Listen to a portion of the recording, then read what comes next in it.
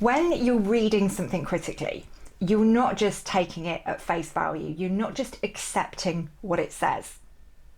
Rather than reading with the text and absorbing it, you are reading against the text. You are questioning its underlying assumptions and you are interpreting its meanings.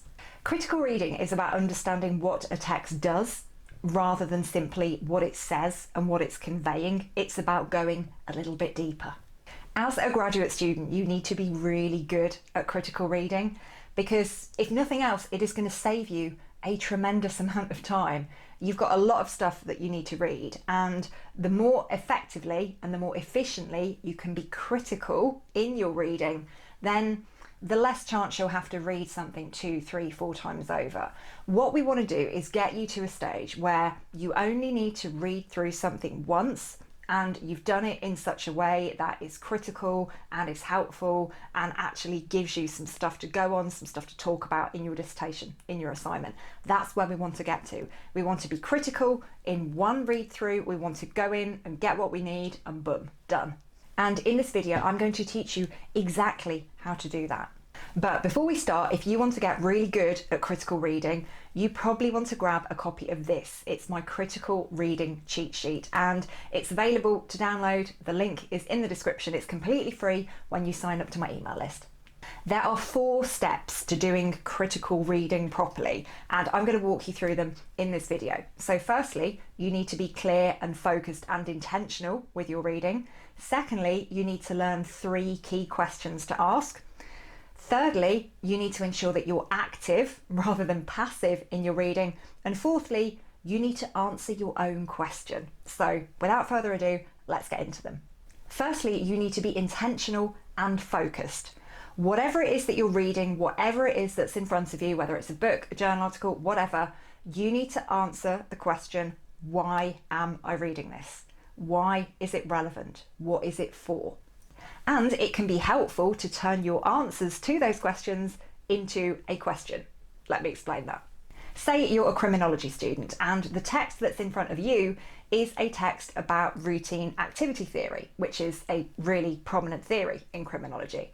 Now, you're doing your dissertation on why people steal things from their workplace. So the question that you might come up with is this one. To what extent does this text help me understand how routine activity theory might explain why people steal items from work? So by asking yourself, why am I reading this? What's it relevant for? What's the purpose of me actually reading it? And coming up with this question, you get incredibly strategic about your reading. You know exactly why you are reading this item. You know what you're going in to get from it. You're going in to get an answer to this question. The next thing to do is note these 3 other questions, these 3 much more specific questions that you need to keep in mind whilst you're reading. And these questions are, firstly, what are the implications of applying the ideas in this text? Secondly, how valuable is this text to whatever you're doing? And thirdly, where does this text sit in relation to the other literature in this area? So you've now got 4 questions. You've got your main question and you've got these 3 more specific questions.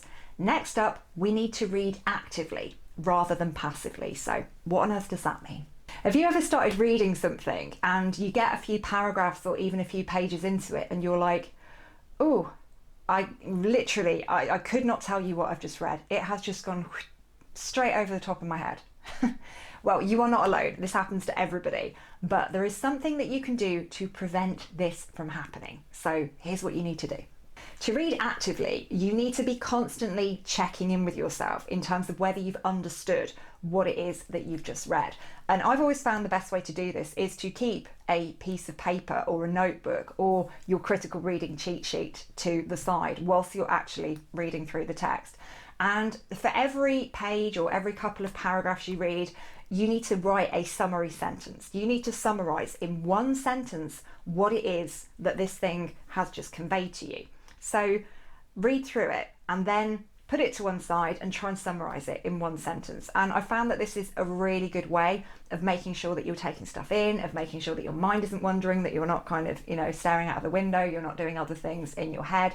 If you constantly know throughout the process of reading something, oh, I'm getting towards the end of the page, I'm going to need to summarize what I've read, it does make you pay a lot more attention to the things that you're reading. So please make sure you do this.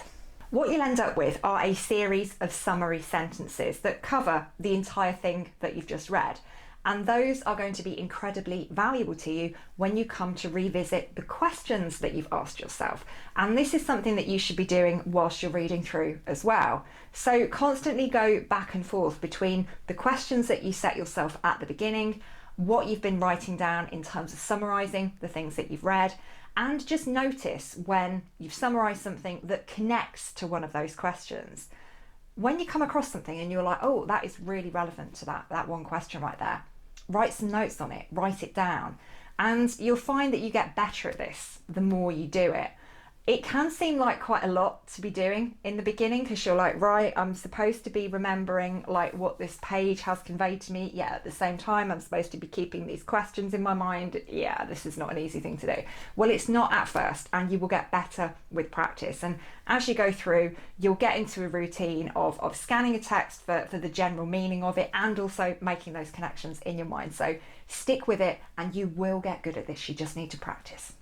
You'll get to the end of whatever it is you're reading and you'll have your summary sentences summarising what it is that this text is communicating, and you'll have some notes about those little questions that you set yourself at the beginning too. So what do you do with all this? The fourth and final thing that we need to do when we're critically reading is to go back to that original question that we asked at the beginning. So you've got your notes, you've got the points that you've noted down in terms of answers to those 3 questions. Now what we need to do is take a step back and go, okay, so here's the main question. What can I say about that question? Going by the kind of things that I've written down as I've been reading through and as I've been taking notes. So you'll have your main question, and here is the main question example again here. And some of the things that you might be writing in this final part of the critical reading process would be things like this. This text is helpful in that it explains A, B, and C, and it can be applied to X, Y, and Z. However, it does not explain or it does not account for this particular thing. These elements of the theory are helpful, these elements of the theory are not helpful. Compared to other literature I've read on this topic, this piece of literature contributes this particular thing. And by answering your main question, by writing in this way, you are going to end up with sentences that you can actually use in your dissertation, in your assignment, in the thing that you're writing. So this can be a very, very helpful process to go through. So you're not only reading through a text, but you are actively reading through. You are asking critical questions all the time. And then at the end of it, you are putting together your answers to those questions to address the bigger picture question. And it's your responses to that bigger picture question that are the things that you can then take into your dissertation, into your assignment. And that's it, we're done. That is a very, very quick whistle-stop tour of the critical reading process. So if you haven't done so already, go and download your critical reading cheat sheet, and I will be back soon with more study tips.